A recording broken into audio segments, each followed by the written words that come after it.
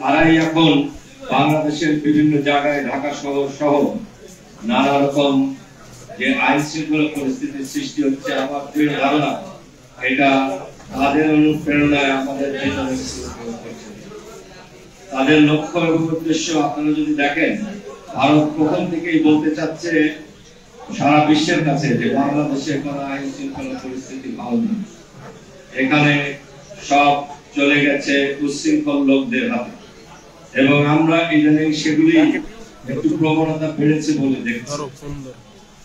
আমার ধারণা যে ভারতের সাথে আমাদের দেশের কিছু লোক মিলে এই ধরনের একটা পরিস্থিতি সৃষ্টি করতে চাচ্ছে যাতে ডিসেম্বরের নির্বাচনটা করতে না হয়।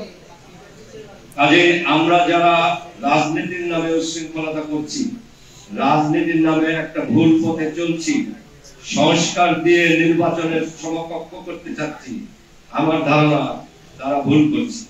আমার ধারণা তারা ভারতের একটা প্ল্যান কার্যকরী করার জন্য না বুঝে বা না জেনে বা জেনে সহযোগিতা করছে। আপনারা একটু চিন্তা করে দেখুন, 4 আগস্ট বা 5 আগস্টে সব দল আমরা যখন একসাথে হয়েছিলাম এক লক্ষ্যে, শেখ হাসিনার পতন, তখন আমরা কতটা বলিয়ান ছিলাম। এখন আমরা সেটা নেই কেন? একমাত্র উত্তর হচ্ছে এখন আমরা যার যার পথ বেছে নিয়েছি, আমরা সমস্ত বাংলাদেশী জনগণ একসাথে চলতে পারছি। আসুন আমরা আমাদের দেশকে স্থিতিশীল করার জন্য আগে একটা নির্বাচিত সরকারের ব্যবস্থা করি, তারপরে আমরা যত রকম সংস্কার বাকি থাকবে, যত রকম কাজ বাকি থাকবে, সেগুলো সব তাকে দিয়েই করিয়ে নিতে পারবো। এই অচল সরকারের ঘাড়ে পড়া দিয়ে আপনারা যে সংস্কার করাতে চাচ্ছেন, আপনার নির্বাচিত সরকারকে দিয়ে কেন সেটা করাতে পারবেন না? এটা আমাকে বুঝান। আপনারা যদি শক্তিশালী হন, জনগণ যদি একসাথে থাকে, আমরা নির্বাচিত সরকার দিয়েই এই সংস্কার করাতে পারবো।